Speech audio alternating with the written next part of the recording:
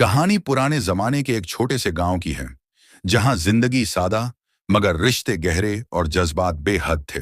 ईद अल अजहा करीब आ रही थी और पूरे गांव में गहमागहमी थी। बच्चे नए कपड़ों की फरमाइशें कर रहे थे, औरतें पकवान की तैयारी में मसरूफ थीं और मर्द बाजार से जानवर खरीदने निकले हुए थे। लेकिन गांव के कोने में एक पुराना कच्चा घर था, जहां न हंसी थी, न तैयारी, न खुशबू, बल्कि एक अजीब सी खामोशी छाई हुई थी। वहां रहते थे दो यतीम बच्चे, हमजा और जैनब। दोनों की उम्र तकरीबन 10 साल थी। उनके माँ बाप एक साल पहले एक हादसे में चल बसे थे और उनकी परवरिश अब उनकी चची सफिया बीबी के जिम्मा थी, जो कि बहुत सख्त मिजाज और तंदखू औरत थी। सफिया बीबी खुद को तो अच्छे खाने, कपड़ों और राहतें फराहम करती थी, मगर बच्चों पर ऐसे जुल्म करती जैसे वो इसके अपने ना हों। रोज उनसे बर्तन धलवाना, कपड़े धलवाना, झाड़ू पोंछा कराना मामूल बन गया था। न वक्त पर खाना मिलता, न पढ़ने की इजाजत। वो दोनों खामोशी से सब कुछ सहते थे। उनकी आंखों में एक ऐसा दर्द था जो लफ्जों में बयान न हो सकता था। ईद से एक दिन पहले गांव के हर घर में गोश्त, चर्बी, मसाले, नई देगचियां और मिठाइयों का शोर था। लेकिन सफिया बीबी ने अपने ही भांजों से कहा, कुल ईद है, सुबह सूरज निकलने से पहले तुम लोग नाले पर जाकर गोबर उठाकर लाओगे, फिर पानी भरना है, और हाँ, गोश्त के लिए मुंह मत खोलना, हमारे लिए जो है वही काफी है। हमजा ने सिर झुकाकर जी चची कहा और जैनब की आंखों से आंसू निकल पड़े। रात को दोनों सहन में पुराने टाट पर लेटे आसमान की तरफ देखते रहे। जैनब ने पूछा, भैया, क्या अल्लाह हमें भूल गया है? हमजा ने आह भरी, नहीं बहन, अल्लाह देख रहा है, वो किसी दिन हमें जरूर याद करेगा। अगली सुबह ईद की अजानों से फजा गूंज रही थी। सफिया बीबी ने नए कपड़े पहन लिए, इत्र लगा लिया और अपने लिए खीर बनाकर चुपके से खा ली। बच्चों को पुराने कपड़े पहनने को दिए जो जगह जगह से फटे थे।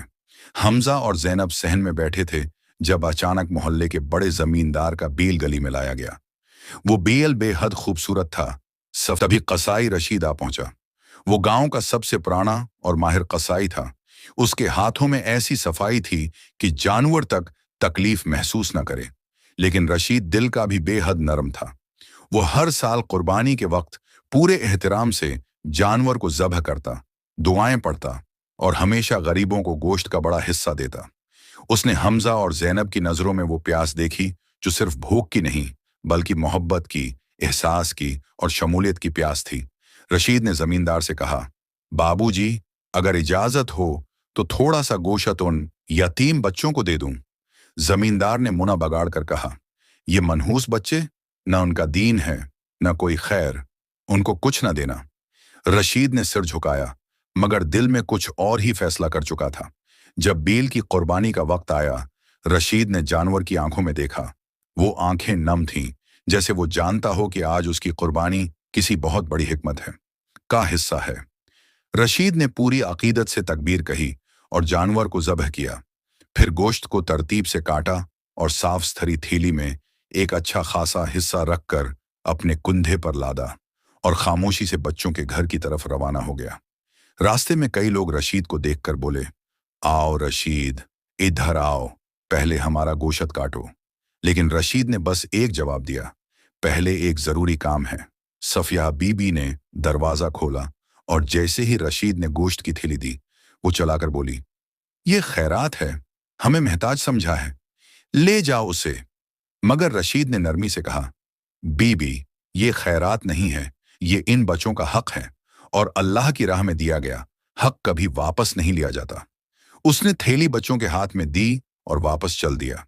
जैनब ने कांपते हाथों से गोश्त पकड़ा और हमजा की आंखों से आंसू टपक पड़े, लेकिन वो आंसू दुख के नहीं थे, वो किसी अनदेखी मोहब्बत का शक्रिया थे। सफिया बीबी अंदर चली गई, गुस्से में बड़बड़ाती रही, लेकिन गोश्त की खुशबू ने इसका दिल नरम किया। उसने गोश्त के चंद टुकड़े पकाए, मगर खुद खाए, बच्चों को देगची का नीचे वाला हिस्सा दे दिया। रात को रशीद दोबारा आया। इस बार वो बच्चों के लिए नए कपड़े, मिठाई और कुछ ईदी लेकर आया था। जैनब ने कहा, चचा, आप हमारे लिए इतना सब है, क्यों लाते हो? रशीद ने जवाब दिया, बेटी, मैं एक कसाई हूं, लेकिन सबसे बड़ी कुर्बानी दिल की होती है, और तुम दोनों ने जो सब्र दिखाया है वो सबसे बड़ी इबादत है। इस रात दोनों बहन भाई पहली बार हंस से उन्होंने साफ कपड़ों में ईद की नमाज पढ़ी और रशीद के साथ गोश्त तकसीम करने भी गए।